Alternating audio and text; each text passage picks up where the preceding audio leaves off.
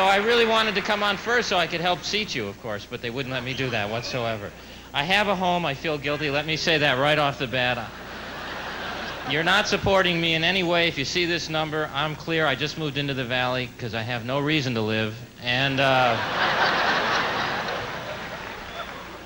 can't believe I actually own my own house. And so I'm looking at a house, and the realtor says, I look at a house like in Sherman Oaks, and it's like $100,000, and he says, well, it's got a great view. Now, for $100,000, I better open up the curtains and see breasts against the window, ladies and gentlemen. I don't want to see lights for $100,000, you know.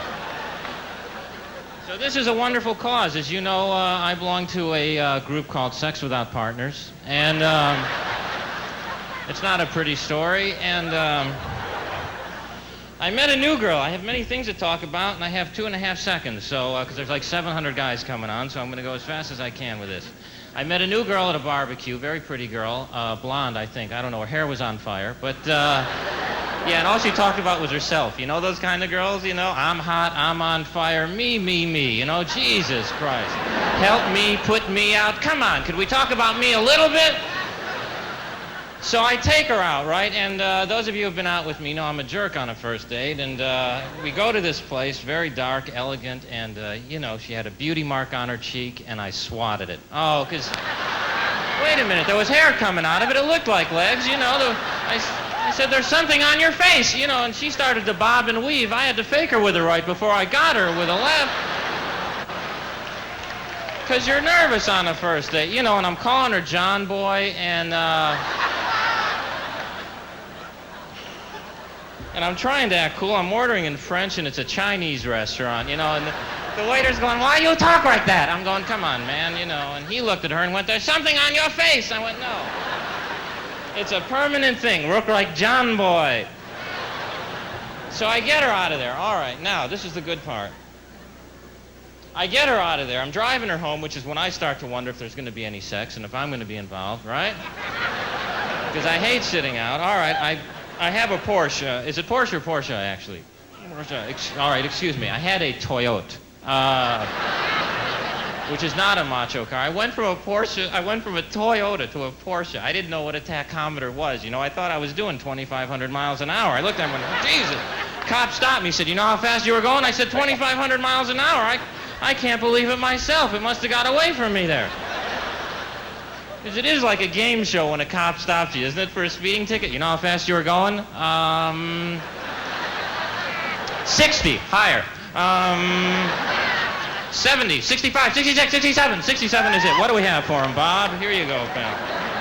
All right, now.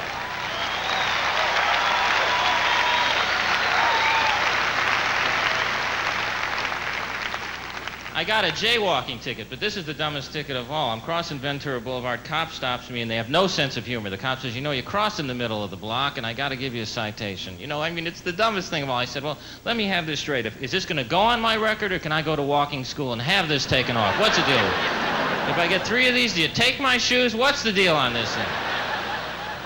Now. All right, so I'm driving her home. I get her home. I'm on the couch, I'm really getting into it, and she comes into the room. Because I'm warming up, you know, and so now we start, we're on the couch, we're necking on the couch. I'm telling her I'm getting to do comic relief. I'm trying anything to impress this chick, and I put on We Are the World, figuring this would put her in the giving mood, you know, and all she's getting is hungry, which does me no good whatsoever.